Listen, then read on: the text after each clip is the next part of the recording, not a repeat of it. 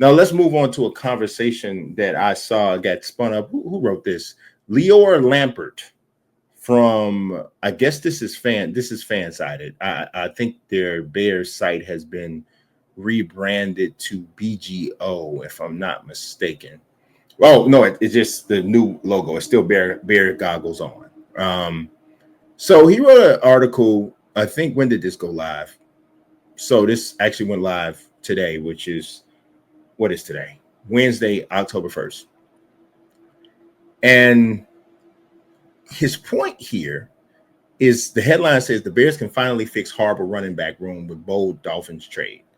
So his pitch is that the Bears trade, essentially, more than likely draft assets. It's got to be draft assets for, well, I'm not even sure if he names what the Bears should be offering. Does point out the fact that, the player he's targeting, which is the Miami Dolphins' De'Von Achane, is still on his rookie deal. And Achane's a fine player. He's coming off the best game of his season, 20 yards. I think it's 20 carries, 99 yards, and a touchdown. He hasn't gone over 100 yards yet this season, but coming off a really solid game, very talented dude, explosive guy, all of that, right?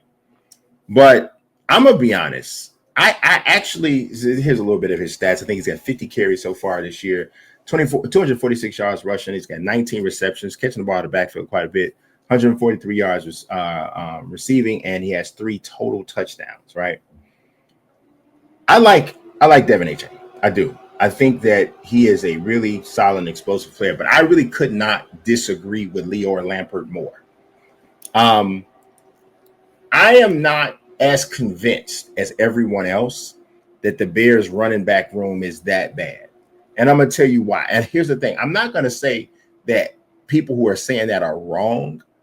I will say, to me, it is too early to say that the running back room is the problem. You will not get an argument from me when I say that the running game, it has been bad.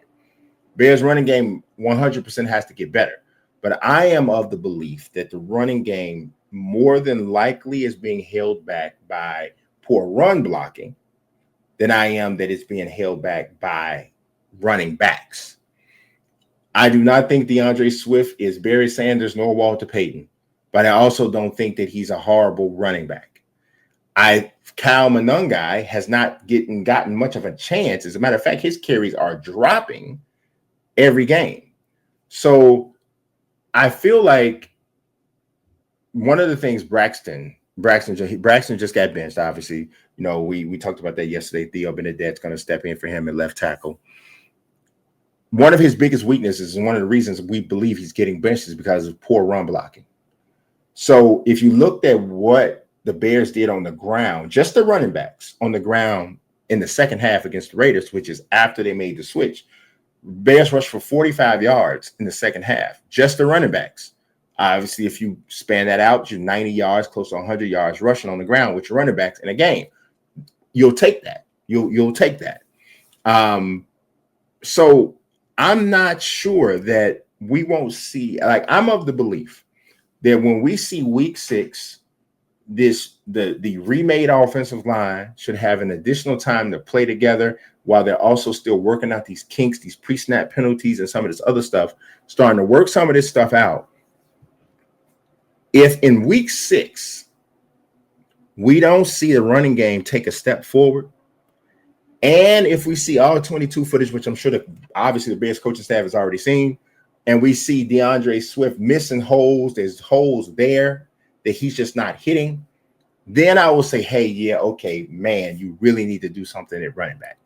But until I know that the lack of a running game is due to running back simply not playing well, I cannot say that this is the main issue.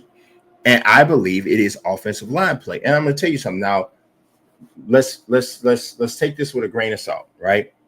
Because Steve Spagnuolo just was recently talking about putting Pro Football Focus grades in the proper perspective, right? He was just talking about this. But I do think in some instances there is some baseline that you can take from there. So this here is the top 5 worst offensive grades for the Bears through the first 4 games of the season. Obviously, Theo Bernadette, Ozzie Trapio, that's very limited time. And both of those guys are playing against Max Crosby. I don't think they are truly the worst offensive players so far this season, but it's a small sample size, and you're playing against Max Crosby. So we'll see that. Stephen Carlson as the third tight end, second tight end in some situations, Durham Smythe. Neither of those tight ends have I think one of the reasons why they're getting lower grades is because when the Bears have gone with heftier offensive sets with the intention on running the ball, they haven't had the success that you would think they would with additional tight ends on the field. Jonah Jackson, the starting guard, he's been, to me, I think his grade here is the most glaring of everybody here because he's the only full-time starter that has started from the beginning that's on this list. He is key to running the ball on the inside. None of the running backs are here in the top 5 while we're here, or why many of the Bears universe is here believing that they are the problem. So I think that we really, I'm of the belief, and anybody that knows me that talks to me about the Bears consistently knows that I think that running back is the most overrated position by fans in football. There are special players. There are Saquon Barkleys. There are Christian McCaffreys when he's healthy. There are Jonathan Taylors. There are Derrick Henrys. There are, and I'm only talking about guys playing now because the era is different. There are guys like that, right? There are Alvin Kamaras who are such a weapon in the passing game that it's like he's just a playmaker. There are guys like that. But I challenge you. Most of the time, Saquon Barkley obviously is an exception last year. Most of the time, the most dynamic and best running back in the NFL does not win.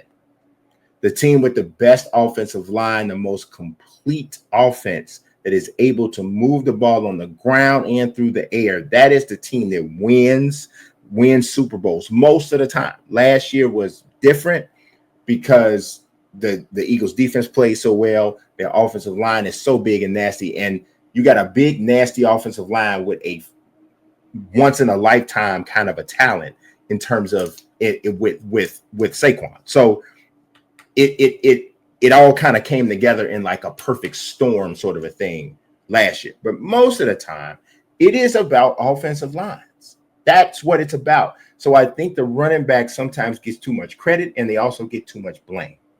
So I want to see the Bears offensive line play improve.